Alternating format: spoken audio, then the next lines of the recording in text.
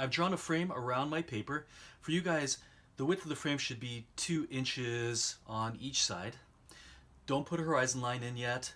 Don't draw anything other than the frame. Now, we're going to construct a room in 2-point perspective. If you remember what the process is in 1-point perspective, when we're drawing an interior, you want to draw the furthest thing away from you. So we're inside a room, we're looking towards the back wall. We're going to draw a rectangle that represents the back wall. Then, based on the height of the back wall, if the wall is, let's say, 10 inches, and if I'm about 5 feet tall, your horizon line is going to be the equivalent of eye level and is going to run through the middle of the wall, like this.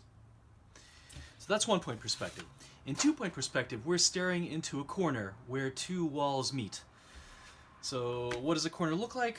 A vertical line. So somewhere in the middle of your paper, you're going to draw a vertical line that represents the corner where your right and your left wall meet.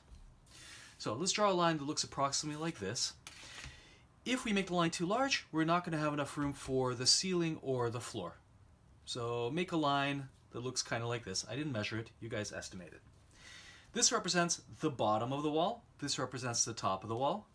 If the wall is about 10 feet high and I'm about 5 feet tall, my horizon line, also known as eye level, is going to be right about here. So now that we've drawn something, the corner, let's place our horizon line. So somewhere in the middle of this line, draw a line that's perfectly horizontal and runs all the way across. This is going to be just about the only horizontal line you draw. There are going to be a few exceptions, but that's about it at the horizon line. Next up, after we draw the horizon line, place your vanishing points. Place them at the edge of your paper, not at the edge of the rectangle that you've drawn. That's the whole point. You want your vanishing points to be off your drawing.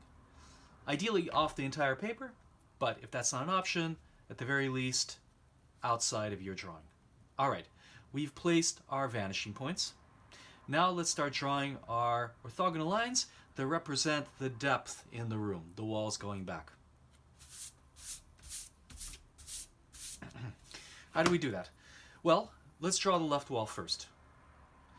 It's larger here and getting smaller this way. So the left wall is receding to the right vanishing point. Let's label our vanishing points. VPR and VPL. So this wall is receding, getting smaller this way. Line up your ruler with VPR and draw a line going towards it like this.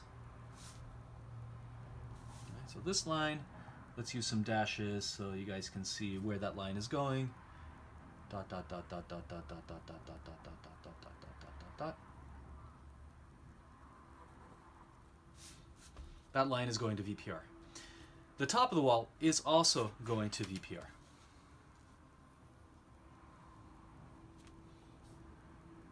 Line up your ruler VPR, the top of your corner, and draw a line going back.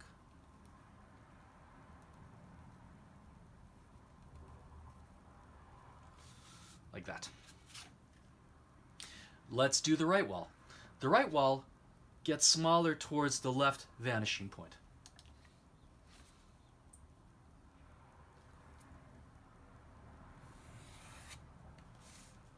Okay.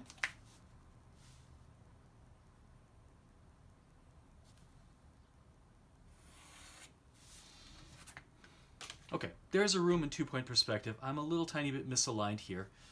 That's okay, not a big issue. Okay, now that we've got a room, we've got our right wall, our left wall, the floor, the ceiling, we've got tremendous amount of depth going back in space. Let's build some doors. Let's place our first door somewhere towards the front of the room on the left side. Again, guys, do not forget to use your right angles. Make sure that your vertical lines are perfectly straight. All right, so we decide how tall the door is. Here's the top of the doorway. This door is sitting on the left wall, which recedes to the right vanishing point. A door that sits on the left wall will also recede to the right vanishing point. So the top of the doorway is going to recede towards the right vanishing point this way. And then we decide how wide to make the door.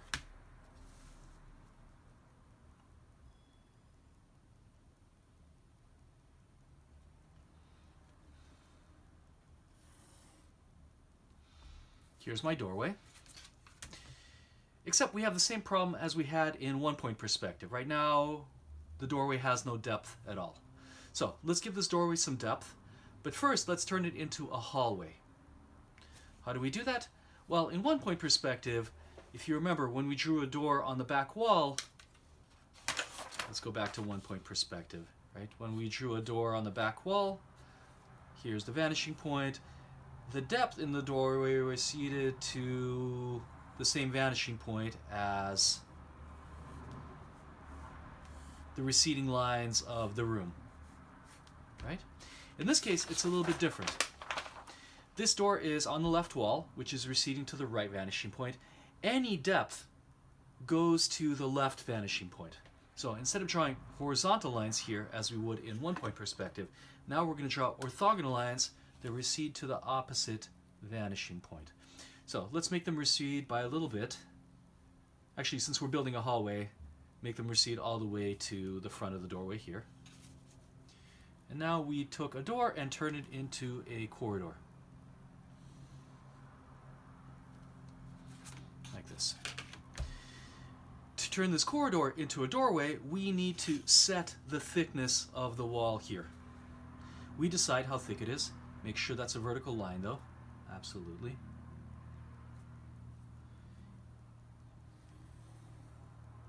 We draw a vertical line, and the beauty of two-point perspective is that it automatically sets the thickness, the width of the bottom and top of the doorway. The bottom and the top of the doorway are going to run towards your right vanishing point, the same direction as your wall, the door. Let's do that.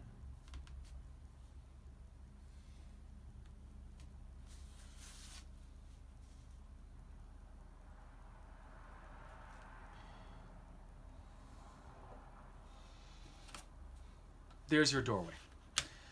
Okay, let's do one additional thing. Let's build another door on the other wall that's the same height.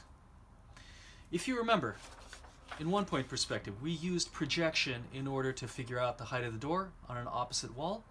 We took the height of the door, we carried it to the corner, then we used our vanishing point to project the height of the door out, so that we knew that our door grew longer, higher along these two lines. It's a similar method in two-point perspective. We need to carry the height of the door to the corner by using our right vanishing point. Then we're going to switch vanishing points and project the height of the door on the right wall. So let's do that.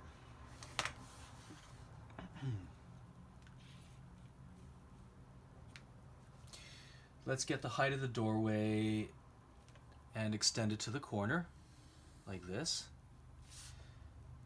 Where it reaches the corner, I'm able to switch my vanishing points around. I'm able to switch them so that it can start going the other direction. So I'm switching from this vanishing point to this vanishing point. And extending the height of the door going this way. So now we know that this door, if it's here, is going to get larger and larger along these two lines. Place your door anywhere you want. Let's make it not directly opposite the other door, but a little bit closer to the back corner. Here's the back edge of the doorway. Now, we're going to estimate the width for right now. So it's going to be a little bit smaller. Just by a little tiny bit. A little bit narrower.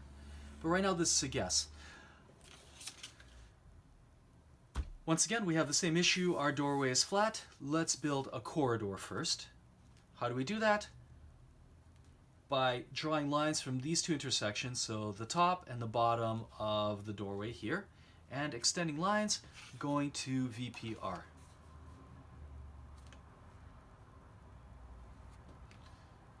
Let's extend it all the way back since this is a corridor.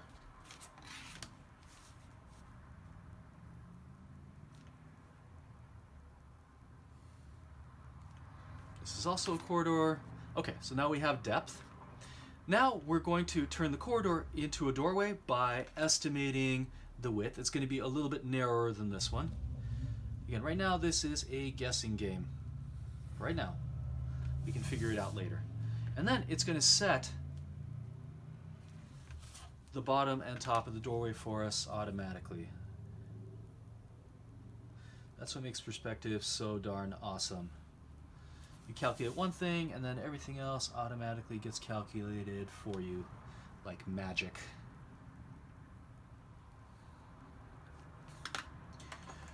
Okay, so we've accomplished quite a lot today.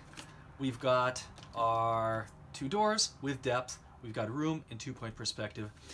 As you can see, this is a little bit more of a naturalistic looking viewpoint. I think sometimes students find one-point perspective to be a little bit artificial looking, a little bit stiff compositionally. Also, usually two-point perspective is better for composition because of the increased usage of diagonals. So even though this is a little bit more difficult, I think some of you guys will actually find this more interesting and maybe even easier to understand.